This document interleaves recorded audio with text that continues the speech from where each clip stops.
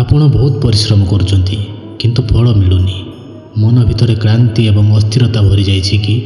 ଏହି ସମସ୍ୟାର ଉତ୍ତର ଶ୍ରୀକୃଷ୍ଣ ବହୁତ ପୂର୍ବରୁ ଦେଇଥିଲେ। ଆଜିର ମଣିଷ ସବୁକିଛି ଶୀଘ୍ର ଚାହେଁ, ସଫଳତା, ଧନ, ସମ୍ମାନ। କିନ୍ତୁ ଯେତେବେଳେ ସମୟ ଲାଗେ, ମଣିଷର ମନ ଭାଙ୍ଗିଯାଏ। ସେତେବେଳେ ଆମେ ପଚାରୁ, ମୋ ସହିତ ହିଁ ଏମିତି କାହିଁକି? ସତ କହିବାକୁ ଗଲେ ଏହି ପ୍ରଶ୍ନ ସମସ୍ତଙ୍କ ମନରେ ଆସେ। ମୁଁ ପରିଶ୍ରମ କରୁଛି, ତଥାପି କାହିଁକି କିଛି ବଦଳୁନି?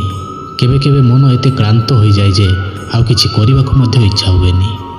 ତଥାପି ତା ପରଦିନ ଆମକୁ କର୍ମ କରିବା ପାଇଁ ପଡ଼େ। ସେଇଥିପାଇଁ ଶ୍ରୀକୃଷ୍ଣ କହିଥିଲେ, କର୍ମ କର, ଫଳର ଚିନ୍ତା କରନି। ଏହା କୌଣସି ବଡ଼ କଥା ନୁହେଁ। ଫଳ ଆସିବ କି ନାହିଁ ତାହା ଆଜି ତୁମେ ଜାଣିପାରିବନି, କିନ୍ତୁ ଆଜି ତୁମେ ଚେଷ୍ଟା କରିପାରିବ। ଏବଂ ଶ୍ରୀକୃଷ୍ଣ ଏହି ଚେଷ୍ଟାକୁ ଦେଖନ୍ତି।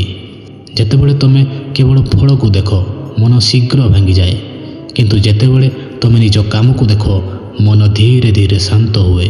ଆଉ ଏହି ଶାନ୍ତି ତୁମକୁ ପୁଣି ଚାଲିବାର ଶକ୍ତି ଦିଏ। ମନେ ରଖ, ଶ୍ରୀକୃଷ୍ଣ ସେମାନଙ୍କୁ ହିଁ ପରୀକ୍ଷା କରନ୍ତି ଯାହାଙ୍କ ଭିତରେ କିଛି ବଡ଼ କରିବାର ସାମର୍ଥ୍ୟ ଥାଏ। ଯଦି ଆଜି ତୁମକୁ କଷ୍ଟ ହେଉଛି, ତେବେ ତୁମେ ଦୁର୍ବଳ ନୁହଁ। ହୋଇପାରେ ଆଜି କେହି ତୁମକୁ ବୁଝୁନାହାନ୍ତି, ହୋଇପାରେ ଆଜି କିଛି ମିଳୁନି, କିନ୍ତୁ ତୁମର ପରିଶ୍ରମ ବ୍ୟର୍ଥ ଯାଉନି। ଯଦି ଏହି କଥା ତୁମ ମନକୁ ଅଳ୍ପ ହେଲେ ମଧ୍ୟ ଶାନ୍ତ କରିଛି, ଏହି ଭିଡ଼ିଓକୁ ଲାଇକ୍ କରନ୍ତୁ ଏବଂ ଏହିଭଳି ଭିଡ଼ିଓ ପାଇଁ ଆମ ଚ୍ୟାନେଲ୍ ସହିତ ଜଡ଼ିତ ରୁହନ୍ତୁ। ଜୟ ଶ୍ରୀକୃଷ୍ଣ।